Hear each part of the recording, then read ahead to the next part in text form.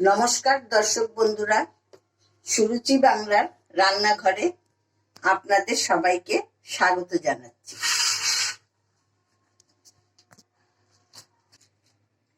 নিরামিষের দিনে আমরা কি করব বুঝে উঠতে পারি না, কিন্তু আমি আজকে আপনাদের সামনে একটি নতুন স্বাদের নিরামিষ রেসিপি নিয়ে হাজির হয়েছি। আপনারা বাঁধাকপি দিয়ে যে রেসিপিটি আমি আপনাদের সামনে আজকে শেয়ার করছি সেটি নিরামিষ মাছের তরকারি। দেখুন, আপনারা হয়তো মাছ বলতে ভাববেন এটা নিরামিষ কি করে হলো, কিন্তু দেখতে থাকুন আমি এটা কিভাবে রেডি করছি। ভিডিওটা প্রথম থেকে শেষ পর্যন্ত দেখতে থাকুন। এবার আমি রেসিপিটি আপনাদের সামনে করে দেখাচ্ছি। আমি একটি গোটা বাঁধাকপির দুটো পিস ভাগ করে নিয়েছি।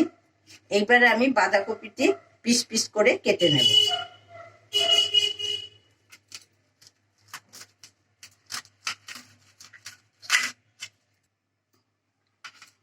বাঁধাকপির এই পিসটি একটু মোটা হয়ে গেছে বলে আমি এটা মাঝখান দিয়ে একটু চিড়ে নিচ্ছি।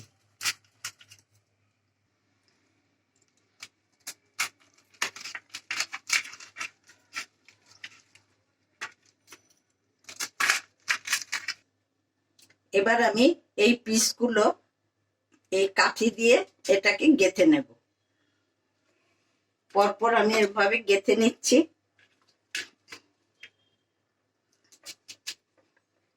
দেখুন, এরকম ভাবে সবগুলো আমি ভালো করে গেঁথে নেব।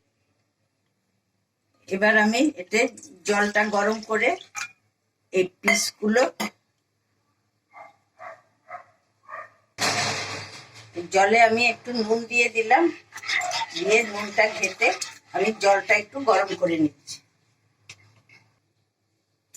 এবার আমি আমার জলটা গরম হয়ে গেছে, এগুলো আমি যে কাঠি দিয়ে গেঁথে নিয়েছি এবার এগুলো এক এক করে গরম জলে দিয়ে দিচ্ছি।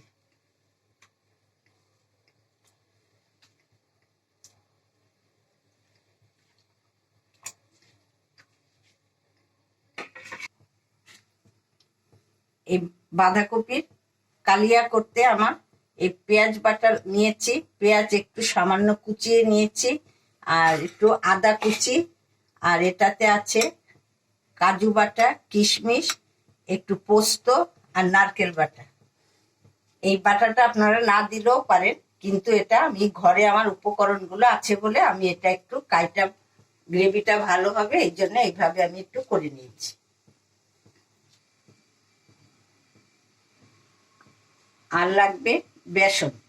বেসনটা নিয়ে নিয়েছি, এটা বয়েল হতে হতে আমি সব উপকরণগুলো গুছিয়ে নিয়েছি। দেখুন, এটা আমার ফুটে উঠেছে, একটু জাস্ট ভাপিয়ে নিতে হবে। এবার আমি এটা নামিয়ে ফেলছি।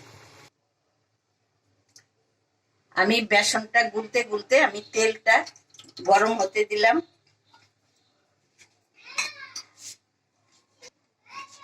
বেসনটার মধ্যে আমি সামান্য হলুদ দিলাম,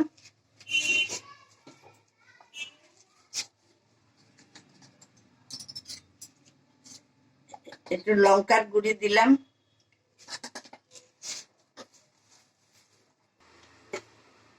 একটু ভাজা মশলার গুঁড়ো দিলাম। আমি সামান্যই দিলাম, কারণ ওগুলো ফোটানোর সময় আমি সামান্য ওগুলোতে নুন দিয়েছি, এই জন্য এখানে অল্প নুন দিচ্ছি। সমস্ত মশলাগুলো আমি বেসনের সাথে ভালো করে মিশিয়ে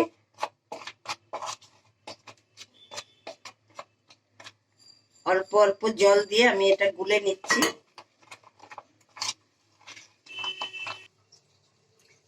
বেসন আমার গোলা হয়ে গেছে।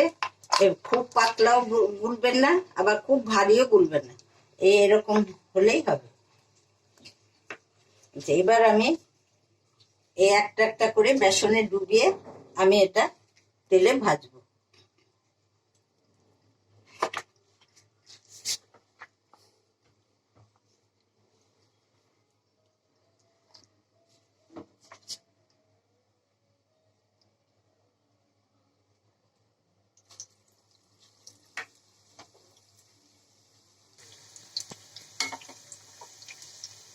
এরকম আস্তে আস্তে দেখুন আমার একটা দিক ব্রাউন কালার হয়ে গেছে। আমি এটা উল্টে দিচ্ছি, আর এটা লো আছে ভাজবে। আর ওপরে একটু তেলটা এরকম করে দিয়ে দেবেন, তাহলে ভাজাটাও ভালো হবে। দেখুন আমার এগুলো ভাজা হয়ে গেছে, এবার আমি এগুলো তুলে নিচ্ছি।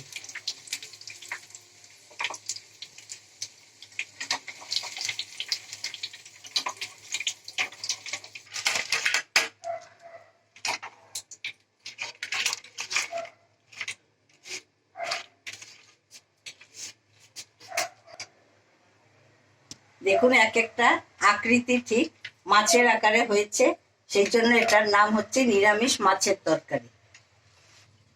এটা আপনারা বর্ষার দিনে, অবশ্য বর্ষার দিনে বাঁধাকপি সব সময় পাওয়া যায় না, আবার সব কিছুটা কি আপনারা বর্ষার দিনে এটা চায়ের সঙ্গে স্ন্যাক্স হিসেবেও খেতে পারবেন, আবার নিরামিষের দিনে এটা কালিয়া করেও খাওয়া যাবে। যে তেলটায় আমি ভেজেছি কিছুটা তেল ছড়িয়ে ওই ভাজা তেলে আমি মশলাগুলো ভাজছি। এটাতে আমি একটু চিনি দিয়ে দিচ্ছি, এরপরে আমি দিচ্ছি দারচিনি আর ছোট এলাচ,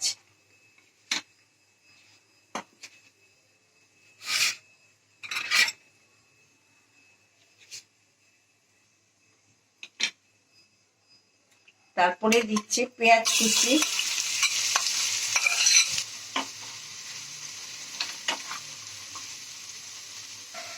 এরপরে আমি দিচ্ছি টমেটো কুচি,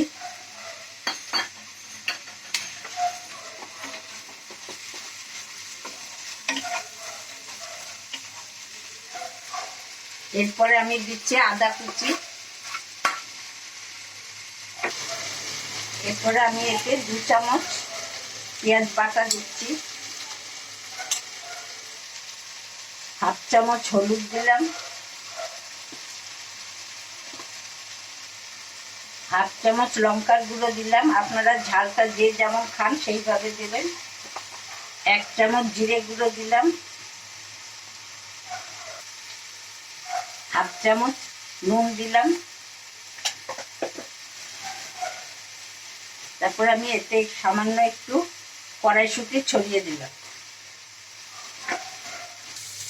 এই মশলাটা আমার ভাজা ভাজা হয়ে গেছে, এবার আমি এই কাজু পোস্ত বাটাটা দিচ্ছি।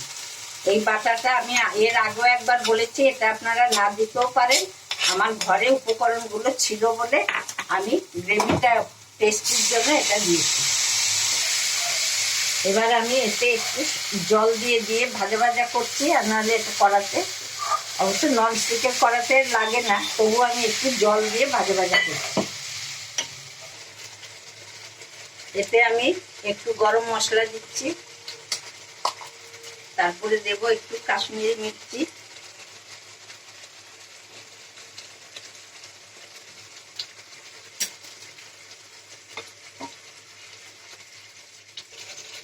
এরপরে আমি একটু ঘি দিয়ে দিচ্ছি। আপনারা এতে ধনেপাতাও দিতে পারেন, কিন্তু আমার আজকে ধনেপাতা ঘরে নেই, এই জন্য আমি ধনেপাতাটা দিতে পারলাম না। মশলা আমার ভাজা ভাজা হয়ে গেছে, এবার আমি এই কাঠিগুলো খুলে আমি এগুলো এই গ্রেভিতে দিয়ে দিচ্ছি।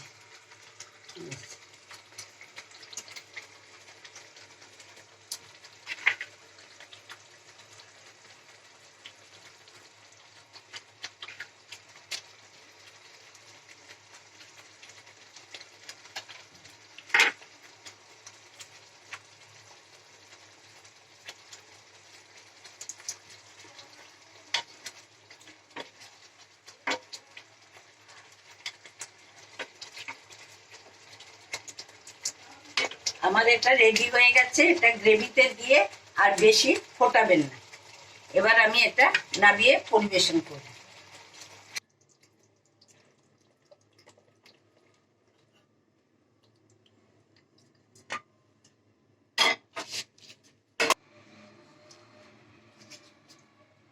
নিরামিষ মাছের তরকারি আমার সম্পূর্ণ রেডি হয়ে গেছে। এটা আপনারা বিশেষ করে নিরামিষের দিনে আপনারা ইজিলি গরম ভাতের সাথে করে খাবেন, আমার মনে হয় আপনারা খুব ভালোই খাবেন। আর এমনি দিনেও লুচি পরোটা দিয়ে খেতে পারবেন, ফ্রাইড রাইস দিয়েও খাওয়া যাবে। প্লিজ আমার এই রেসিপিটি আপনাদের যদি পছন্দ হয়ে থাকে, নতুন পুরনো সব বন্ধুদেরই বলছি, সাবস্ক্রাইব, লাইক, শেয়ার, কমেন্ট করতে ভুলবেন না। নমস্কার, আজকে আমি এখানেই শেষ করলাম। আবার আপনাদের সামনে আরেকটি নতুন রেসিপি নিয়ে আমি হাজির হব।